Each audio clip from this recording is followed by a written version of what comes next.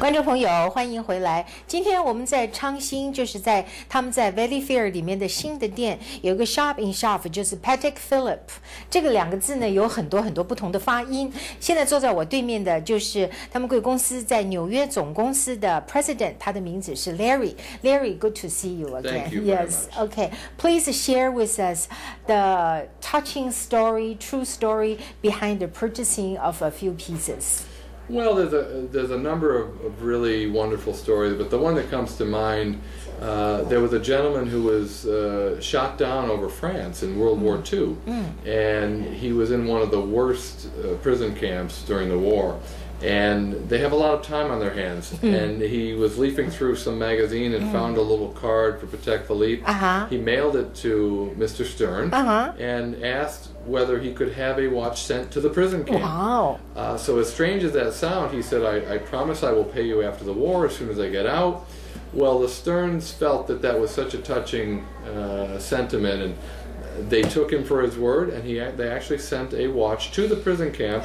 And then what happened? The commandant almost didn't give it to them because he said, well, it's a very important piece, and you may use it for bribes, and it was really, quite dangerous. But the local, let's say, commander of the approved it, and effectively he was able to time all the significant historical events of that particular personal experience on his Patek Philippe. And of course, he did pay. He wrote a check when he got back and sent it to the Sterns. But I think they were not looking for any sort of commercial reward from that. I just think it was a very nice gesture on their part. I agree. So this Mr. Stern seems a very different business person. Before he made that decision, he must have known that they are running into the risk of not able to collect the money back. I think so, but I think being a family business, I think they make decisions in very different ways than a lot of corporations. Profits aren't always the first priority. In fact, we made a watch, Caliber 89, back for the anniversary 150th year. It took 9 years to manufacture. And it took our best watchmakers to work 9 years on it, and so they didn't do it to make money on it. They really did it to show that there are still things in the watchmaking world that can be accomplished, and innovation can still be done. There happens to be one part in that particular watch that actually rotates one revolution every 400 years to account for leap century. So those kind of things were being done in 1989.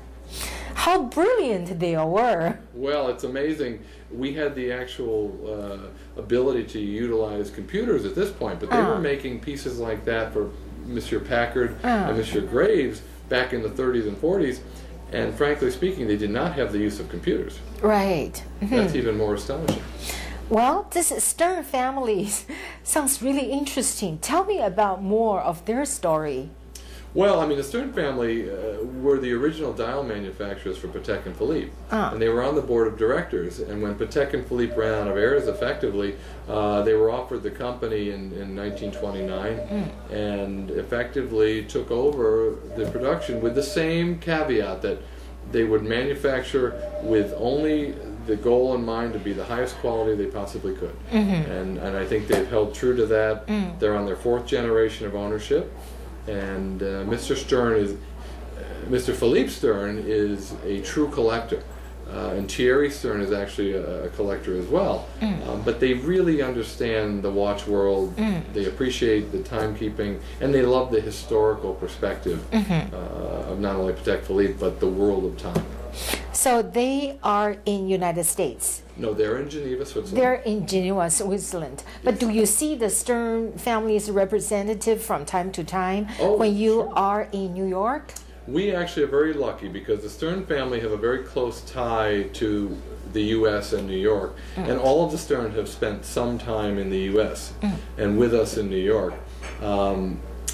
We actually have Thierry Stern, the current president and owner, actually comes over about 4 to 5 times a year. Great. So we get to see him, and we get to introduce him to our VIP customers very often. And he's a very wonderful fellow who is genuinely interested in people's opinion about what's going on with his watches. So he's still very hands-on. Absolutely. He's focusing, yes. They create brand new watches every year, and he is taking feedback from collectors and retailers and distributors and trying to incorporate that into design. Yeah. Charity is always something very big in everybody's heart. Tell us about the Patek Philippe's connection or participation with global or local charity function. As you can imagine, we get a lot of offers for people who would like us to be involved in charity. Many times, with the tiny number of watches that we make, it's hard to give away watches all the time. But the Stearns have chosen one particular charity that happens to be the favorite of the Prince of Monaco, and effectively they build a watch once a year, a very special piece. It's a one and only. The name of the auction is the one and only, and collectors from around the world literally bid on those pieces. This year it was a very special split-second chronograph, and frankly speaking, it drew a very large number for the charity. I believe so. So if we go out to any kind of function, we notice a male or female is wearing a Patek Philippe watch, we don't assume that they got that for free. They all have to pay for it. That's correct. And the price tag is not small. It's not little at all. Why do you think the high price behind the Patek Philippe is sounded? Well, I think collectors and even people who are just getting into collecting understand, if they look at the auction and the historical pricing of vintage Pateks, you may see a simple piece from the 50s that was maybe $600, and if it's well maintained and a unique shape, it could draw $15,000 to $20,000 to $30,000. So if you really do your homework, the more you know about Patek, the more comfortable you are spending on a new piece, because over the years they will maintain. If watches are interesting to people still, Patek will be seen as a good value. Okay. Lots of things we can get from internet now. Yeah, sure. People even buy diamonds from internet. Yes. But can we buy a piece of Patek Philippe from internet? We don't sell over the internet, and our retailers do not sell over the internet at this point. There are some vintage timepieces that, just like buying a used car, there is an aftermarket for these products. But as far as new products, it's very important that you work with an authorized agent. Right. Okay.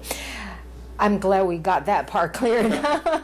Okay, it's break time again, Larry. When we come back, please tell us about the relationship with Chongqing in the CH Premier. All right? I'd be happy to. Okay, 观众朋友，我们再度休息一下，马上回来。